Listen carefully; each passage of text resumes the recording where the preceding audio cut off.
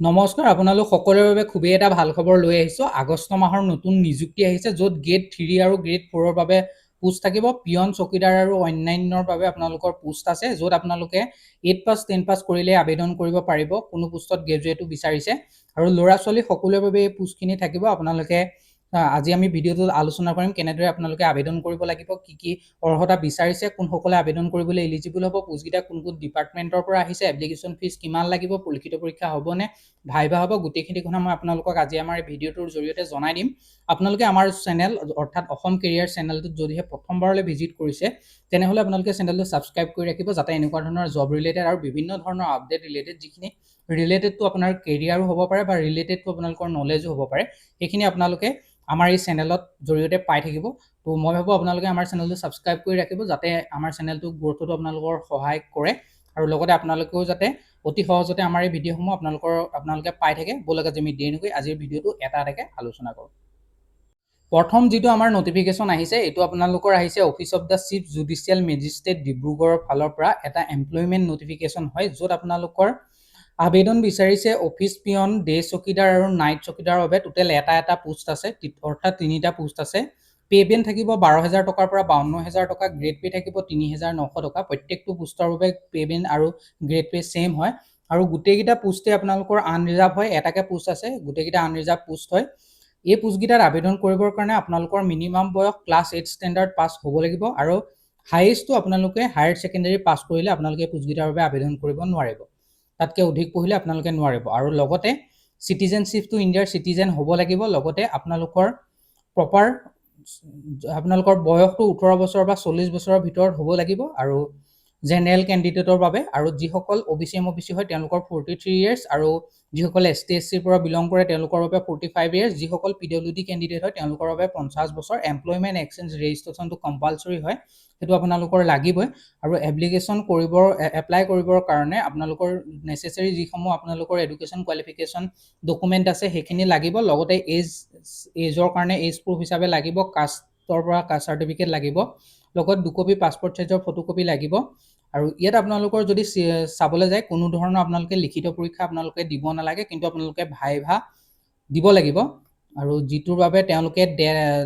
যেতিয়া ভাইভা হ'ব, সেই ভাইভালৈ মাতিব, আপোনালোকক কল লেটাৰ পঠিয়াব আৰু তাত আপোনালোকক কোনো ধৰণৰ TA দিয়া নহয় কৈছে। আৰু আপোনালোকৰ যেতিয়া ভাইভাৰৰ যিটো ফাইনেল লিষ্ট ওলাব, সেইখন আপোনালোকে dibrugad.dcourts.gov.in আপোনালোকে চাবলৈ পাব কোনসকল কেণ্ডিডেট চিলেক্ট হ'ল। আৰু ইয়াৰ বাবে আপোনালোকে এপ্লাই প্ৰচিডিউৰটো যদি চাবলৈ যায়, সেইটো হ'ব আপোনালোকে আছাম গেজেটেড পাৰ্ট 9 ফৰ্মখন ফিল আপ কৰিব লাগিব। ইয়াত আপোনালোকৰ মেনশ্যন আছে Assam gazetted part 9 fill up কৰি পেলাই আপোনালোকে ছাবমিট কৰিব লাগিব। ছাবমিট আপোনালোকে কেনেদৰে কৰিব, আপোনালোকে কোনটো পোষ্টৰ বাবে আপোনালোকে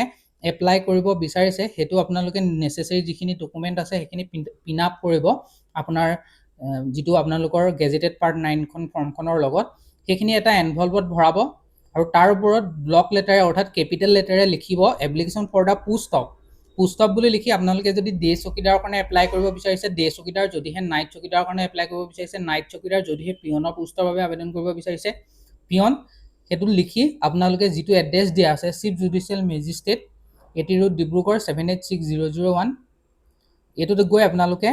বাই পোষ্টটো আপোনালোকে পঠিয়াব পাৰে, নহ'লে আপোনালোকে ড্ৰপ বক্স এটা তাত দিয়া থাকিব, তাত গৈ ছাবমিট কৰিব লাগিব। আৰু ইয়াত লগতে আৰু আপোনালোকৰ এইটো এটা ইম্পৰ্টেণ্ট হয়, এইটো আপোনালোকে কেতিয়ালৈকে কৰিব পাৰিব সেইটো যদি ক'বলৈ যাওঁ, যিসকলে আবেদন কৰিম বুলি ভাবিছে তেওঁলোকে 31/8/2024 অৰ্থাৎ 31 আগষ্ট 2024 5টা বজাৰ আগত আপোনালোকে নিজেকৈ ড্ৰপ বক্সত দি থৈ আহিব লাগিব। আৰু তাৰ পিছত দিলে এইটো ভেলিড হৈ নাথাকিব। আৰু এই নটিফিকেশ্যনটো আপোনালোকৰ চাইন কৰিছে 7/8/2024 অৰ্থাৎ 7 আগষ্টত আপোনালোকৰ এই নটিফিকেশ্যনটো ক'বলৈ গ'লে ওলাইছে। আৰু এইটো আপোনালোকৰ নিউজ পেপাৰতো পাব্লিছ হৈছে এই এডভাৰটাইজমেণ্টটো। এইটোৱে হৈ গ'ল আমাৰ প্ৰথম আজিৰ যিটো নটিফিকেশ্যন, যিটো আপোনালোকৰ মই ক'লোৱেই চিফ জুডিচিয়েল মেজিষ্ট্ৰেট ডিব্ৰুগড়ৰ ফালৰ পৰা আহিলে, য'ত 3টা ভেকেঞ্চি আছিলে, অফিচ পিয়ন, ডে চকীদাৰ, নাইট চকীদাৰকে মুখ্য কৰি এই 3টা পোষ্ট আছিলে। এতিয়া যাম আমাৰ আজিৰ যিটো দ্বিতীয়টো যিটো নটিফিকেশ্যন তাৰ ফাললৈ। তো যিসকলে আমাৰ বৰ্তমান চেনেলটোত ভিডিঅ'টো চাই আছে তেওঁলোকে কমেণ্ট এটা কৰক কেনেকুৱা পাইছে ভিডিঅ'টো আৰু লগতে লাইক এটা কৰি থৈ যাবলৈ নাপাহৰিব ভিডিঅ' আৰু যিসকলে চেনেলটো বৰ্তমানো ছাবস্ক্ৰাইব কৰা নাই তেওঁলোকে ছাবস্ক্ৰাইব কৰি লওক আছাম গেজেটেড পাৰ্ট 9 ফৰ্মখন আপোনালোকে আমাৰ হোৱাটছআপ চেনেলত পাই যাব মই শ্বেয়াৰ কৰি দিম এই ভিডিঅ' আপলোড হোৱাৰ 1 ঘণ্টাৰ পিছতে মই আপোনালোকৰ আমাৰ হোৱাটছআপ চেনেলটো আপোনালোকক দি দিম আৰু বলক এতিয়া আমি দ্বিতীয়টো নটিফিকেশ্যনলৈ যাওঁ দ্বিতীয়টো নটিফিকেশ্যন আহিছে district social welfare office Dima Hasao হাফলঙৰ ফালৰ পৰা গ্ৰেড 3 আৰু গ্ৰেড 4ৰ পোষ্ট আছে যিকেইটা পোষ্টত 3টা ভেকেঞ্চি টোটেল ওলাইছে কোৱালিফিকেশ্যন HSLC HS আৰু গ্ৰেজুৱেটৰ কাৰণে আছে বয়সৰ সময়সীমা 18 বছৰৰ পৰা 38 বছৰ এপ্লিকেশ্যন ফিজ কোনো ধৰণৰ দিব নালাগে 31 জুলাইৰ পৰা এই পোষ্টকেইটাৰ বাবে আবেদন আৰম্ভ হৈছে আৰু লাষ্ট ডেট 21 আগষ্ট পৰ্যন্ত আপোনালোকে আবেদন কৰি থাকিব পাৰিব ইয়াত আপোনালোকৰ ইনষ্ট্ৰাক্টৰ অফ কেটাৰিং LDA কাম টাইপিষ্ট এণ্ড পিয়নৰ ভেকেঞ্চি হয় এইকেইটাত ইনষ্ট্ৰাক্টৰ অফ ফৰ কেটাৰিঙৰ কাৰণে এটা ভেকেঞ্চি আছে যিটো আপোনালোকৰ দৰমহা স্কেল হ'ব 14000 টকাৰ পৰা 70000 টকা গ্ৰেড পে থাকিব 6200 টকা HS পাছ কৰাৰ লগতে যদিহে আপোনালোকে 1 years certificate of catering for recognise ITI বা ইনষ্টিটিউটৰ পৰা পাছ আউট কৰিছে তেনেহ'লে ভাল LDA কাম টাইপিষ্টৰ কাৰণে এটা ভেকেঞ্চি আছে দৰমহা স্কেলটো 14000 টকাৰ পৰা 70000 টকা গ্ৰেড পে 6200 টকা থাকিব এডুকেশ্যন কোৱালিফিকেশ্যনটো গ্ৰেজুৱেট কেণ্ডিডেটসকলে পোষ্টকেইটাৰ বাবে আপোনালোকে আবেদন কৰিব পাৰিব লগত আপোনালোকৰ বেছিক কম্পিউটাৰ নলেজ অৰ্থাৎ কম্পিউটাৰ চাৰ্টিফিকেটখন জৰুৰী হ'ব পিয়নৰ বাবে এটা পোষ্ট আছে যিটো পোষ্টত আপোনালোকৰ দৰমহা হ'ব 12000 টকাৰ পৰা 52000 টকা গ্ৰেড পে থাকিব 3900 টকা ইয়াত আপোনালোকৰ ক্লাছ 10 পাছ হ'লে আপোনালোকে আবেদন কৰিব পাৰিব সিটিজেনশ্বিপটো আপোনালোকৰ ইণ্ডিয়াৰ সিটিজেন হ'ব লাগিব লগতে এমপ্লয়মেণ্ট এক্সচেঞ্জ ৰেজিষ্ট্ৰেশ্যনটো কম্পালসৰি হয় যিসকল কেণ্ডিডেটে আবেদন কৰিম বুলি ভাবিছে তেওঁলোকে এমপ্লয়মেণ্ট এক্সচেঞ্জৰ ৰেজিষ্ট্ৰেশ্যন কৰা সকলেহে আবেদন কৰিব পাৰিব যিসকলে কৰা নাই কৰি লওক আৰু বয়সৰ সময়সীমা 18 বছৰৰ পৰা 38 বছৰৰ ভিতৰৰ কেণ্ডিডেটসকলে আবেদন কৰিবলৈ আপোনালোকে এলিজিবল হ'ব ইয়াতো আপোনালোকৰ ষ্টেণ্ডাৰ্ড ফৰ্ম ফিল আপ কৰি পেলাই আপোনালোকে দিব লাগিব কাউন্সিল কোড ফিজ ষ্টাম্প এটা লগাব লাগিব 10 টকীয়া সেলফ এটেষ্ট কপি লগতে আপোনালোকৰ qualification age caste employment exchange registration card আৰু 2 কপি পাছপৰ্ট সাইজৰ ৰিসেন্ট ফটোকপি সহ আপোনালোকে 21 আগষ্টৰ আগত এইটো এড্ৰেছ অৰ্থাৎ district social welfare officer Dima Hasao Haflong Assam এইটো অফিচত গৈ নিজে অফিচাৰৰ ভিতৰত নিজে গৈ ড্ৰপ বক্সত বা তেওঁলোকৰ ওচৰত সাবমিট নিজে কৰি থৈ আহিব পাৰে আৰু কিন্তু ইয়াতো আপোনালোকৰ আসাম ষ্টেণ্ডাৰ্ড ফৰ্মে ফিল আপ কৰি আপোনালোকে 10 টকীয়া কিন্তু ইয়াত ষ্টাম্প এটা লগাব লাগিব হেতু দি আপোনালোকে কৰিব পাৰে আবেদনটো আপোনালোকৰ 31 জুলাই 2026 পৰা আৰম্ভ হৈছে আৰু লাষ্ট ডেট আপোনালোকৰ সাবমিশনৰ 21 আগষ্টলৈকে আপোনালোকে এই পোষ্টগিটাৰ বাবে আবেদন কৰিব পাৰিব মানে আপোনালোকে গৈ নিজে অফিচ অফলাইন দি থৈ আহিব লাগিব এপ্লিকেশ্যন আপোনালোকৰ মানে একেবাৰে ক'বলৈ গ'লে আপোনালোকৰ যিখিনি নেসেসাৰী ডকুমেন্ট আছে সেইখিনি এটা ফাইলত ভৰাব গেজেটেড পাৰ্ট 9 ৰ লগত পিন আপ কৰিব কৰি ৰিসেন্ট পাছপৰ্ট সাইজৰ 2 কপি ফটো সহ মানে যিমান ডকুমেন্ট আছে গুটেখিনি ল'ব এডুকেশ্যন কোৱালিফিকেশ্যনৰ তাৰ পিছত আপোনালোকে এটা এনভলপত ভৰাই তাৰ ওপৰত হয়তো 10 টকীয়া ষ্টাম্পটো